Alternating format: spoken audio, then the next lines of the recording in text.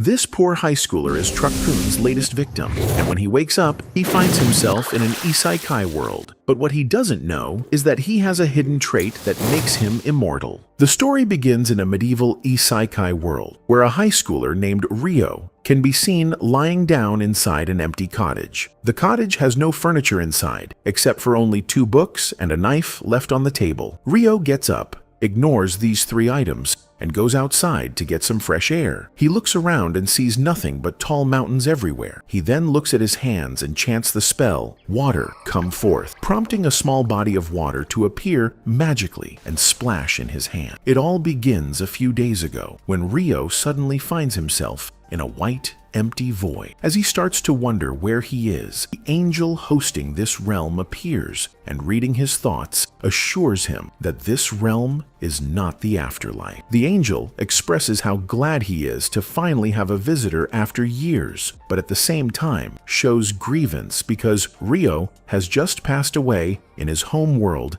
after getting hit by Truck Kun. Ryo is already aware of that, and he also figures that he's about to be reincarnated. So he asks the angel, naming him Angel Michael in his head, what he should do in his next life. Michael advises him to live however he wants to. Ryo has always wanted to live a slow and boring life, and after getting Michael's approval, he gets ready to be reincarnated into the world full of magic known as Phi. Before letting him go, Michael tells Ryo more about the world of Phi. According to Michael, only 20% of the world's population knows how to use magic, and in Ryo's case, he can also use magic and is most compatible with the water element. Since he requested a slow, boring life, Michael transports him to the forest of Rondo to live alone in a small cottage. Michael has already arranged 2 months' worth of food in a small ice house. Inside the cottage, he has also left 2 books that can help Ryo learn both about the world and how to use magic. And only after reading the book does Ryo learn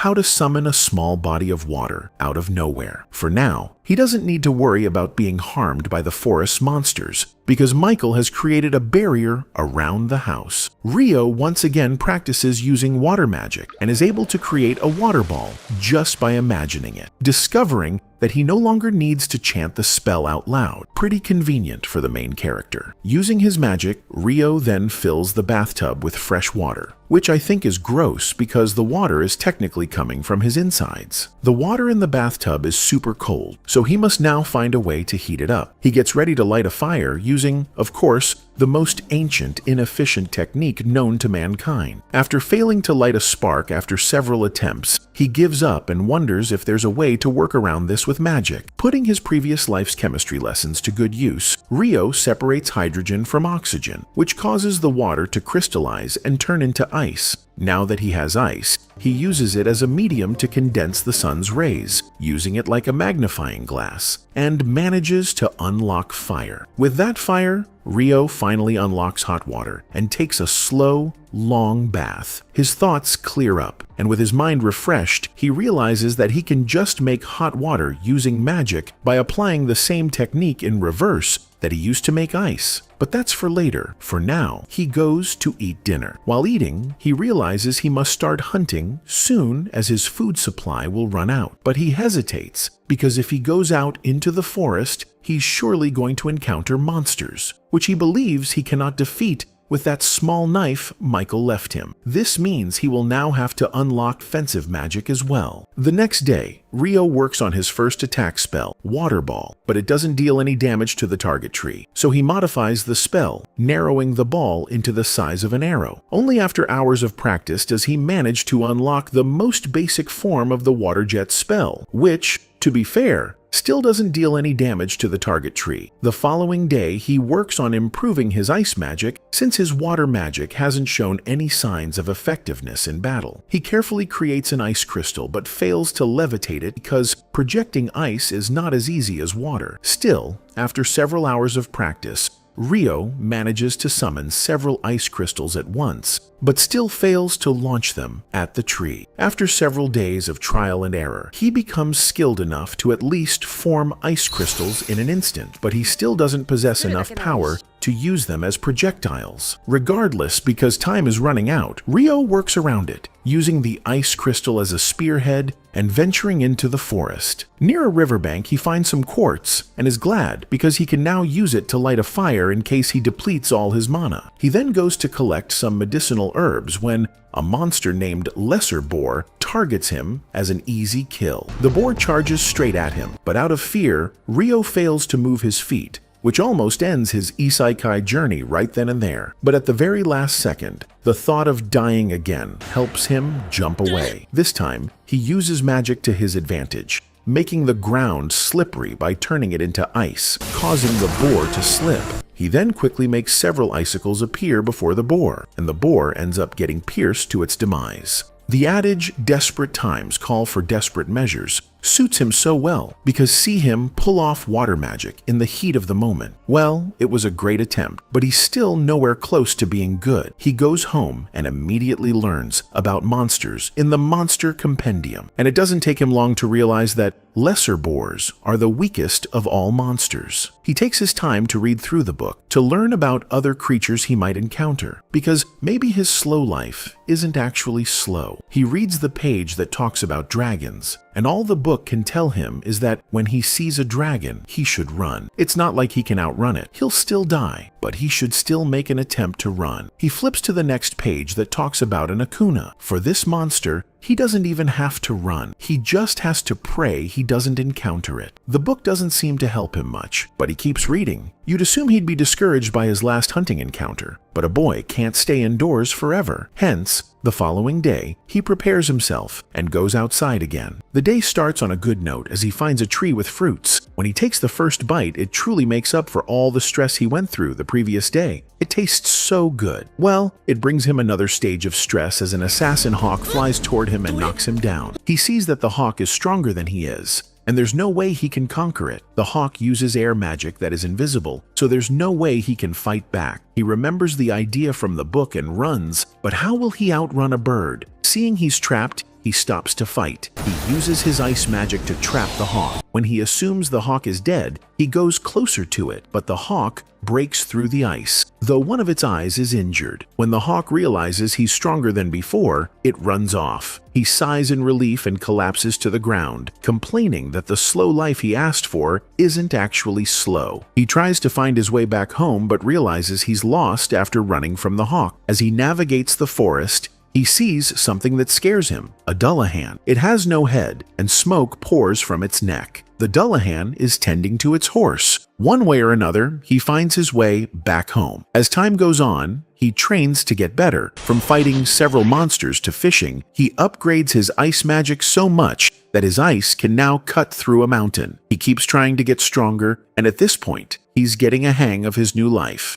However, every night he returns to the place where he found the Dullahan to fight it. Not because he wants to win, but maybe because it makes him stronger. He doesn't know much about Dullahans, because there's nothing about them in the Monster Compendium he's reading. So it's either the Dullahan isn't a monster, or it's not in the beginner's book. After another failed fight, he admits that the only reason he keeps coming back is because he feels the Dullahan wants to make him stronger. He watches as the Dullahan makes an ice sword. The Dullahan holds the sword toward him, and he takes the hint that it wants him to have it. After he accepts the sword, the creature leaves peacefully. The next few days, or maybe weeks, are calm for Rio. Well, until he encounters the revengeful hawk again. On that fateful day, he's training as usual when he sees the hawk in front of him. He notices it's missing an eye, so he immediately knows it's the same one he fought before. However, the hawk wasn't black before, but now it is. It also looks bigger, which means it has evolved. The hawk comes at him with so much strength that Rio evokes his 5-layer ice wall, but the hawk breaks through it without stress. He invokes the 10-layer wall, and the hawk breaks that too. When he uses his ice lancer, the hawk flies right through it to attack him. The stick he uses for support falls,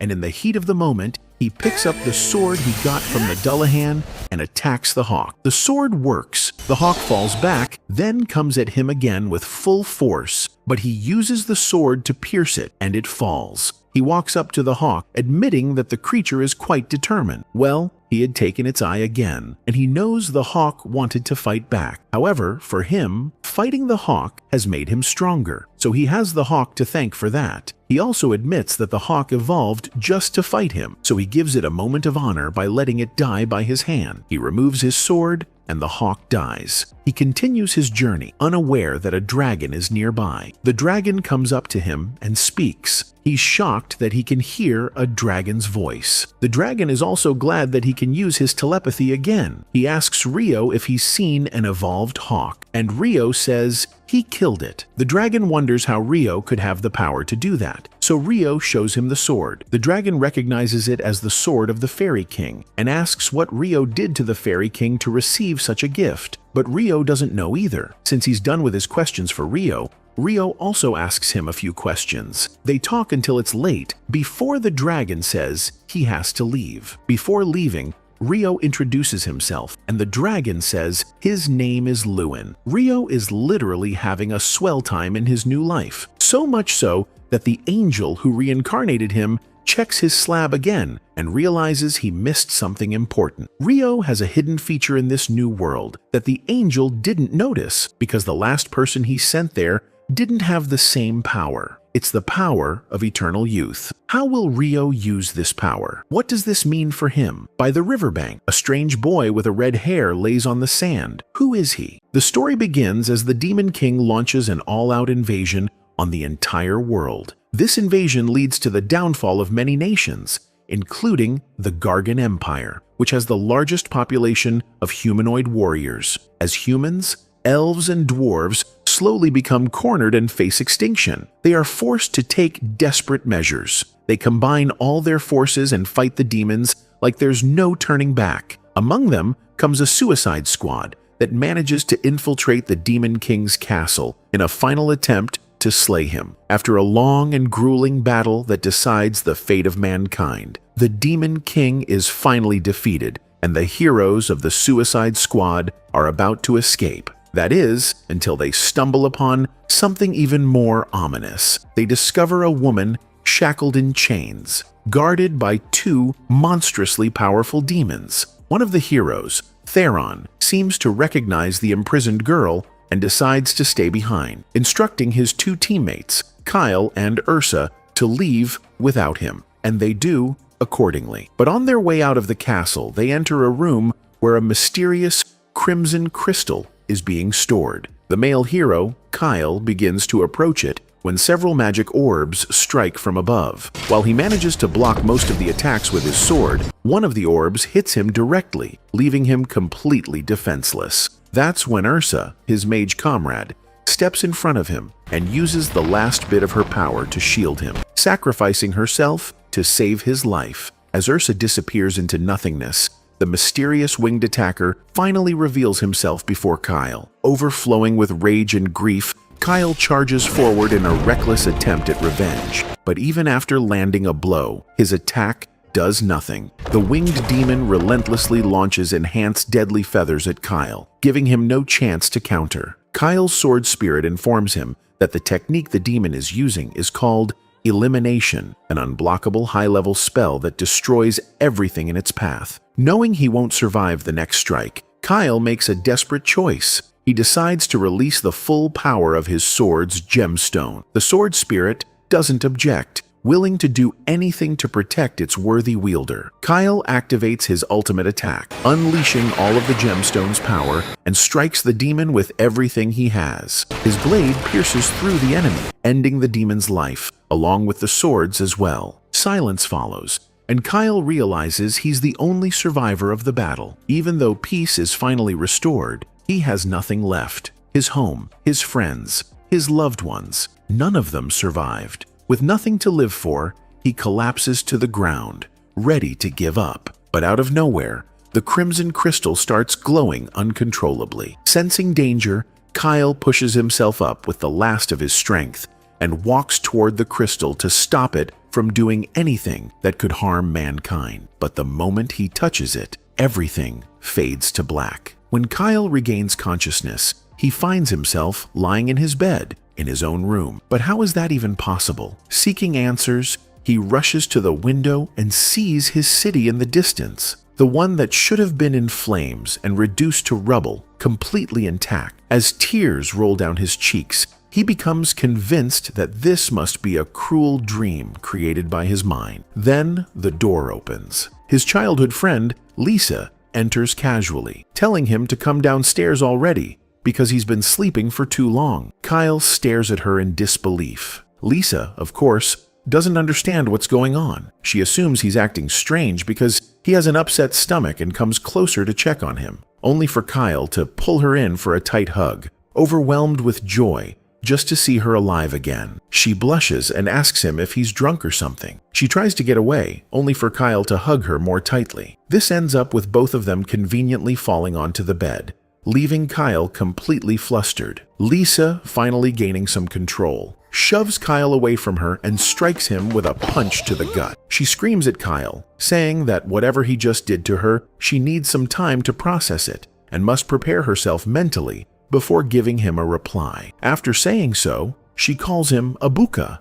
and runs out of his room. Kyle, still clutching his stomach in pain, suddenly realizes that he's not supposed to feel any pain, as this is supposed to be a dream, which means whatever this is, it must be real. He notices something under his blanket, and as he lifts it up, he finds the crimson crystal lying there, making him realize that it was the crystal's power that allowed him to go back in time before the invasion had begun. Looking in the mirror, Kyle figures out that he is now much younger than he was. He takes a look at his body to see that he has no injury, which makes him believe that this is no dream. He takes a look outside the window to see that the land is back to normal, and since Lisa, the love of his life, was alive, he concludes that he has been sent to the past. This thought leads him to take a much closer look at the magic stone, but he doubts that it would have the power to send him to the past. While he deliberates on this, his stomach rumbles from hunger, and he rushes out to find something to eat. Fortunately, he was met by a full table of food which Lisa had made. The sight of this reminds him of the time when Lisa would always come over to help him and his mom with the cooking. Without wasting much time, he helps himself out by destroying every single plate. After a while, he ends up finishing everything on the table. At that moment, his brother, Theron, strolls into the dining room to have his breakfast.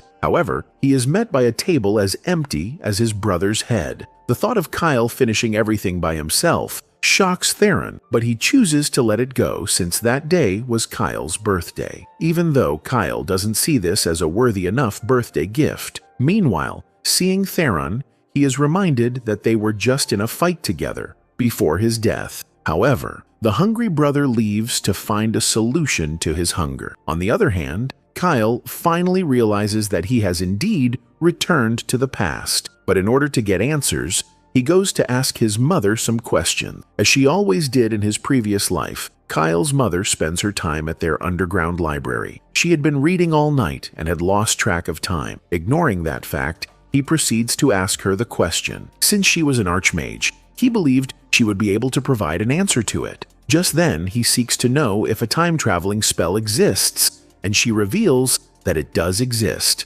However, before he gets excited, she goes on to tell him about how rare a spell like that is. Furthermore, she informs him that such a spell cannot be used since it requires an immense amount of magic power, one that even the most powerful mages do not possess. In that moment, he seeks to know if a magic item can actually be a catalyst to store an immense amount of magic power, and she confirms that it is possible. However, such power would require a being that has lived for centuries. Also, there exists the possibility of generating such power from having hundreds of lives lost. In this case, the deaths caused by the demons had led to an immense transfer of magic power to the magic stone that had caused Kyle to return to the past. What would you do with this stone if you could get your hands on it? While you think about this, Kyle's mother brings a book with a picture of the only magic item capable of storing such power. Just as expected,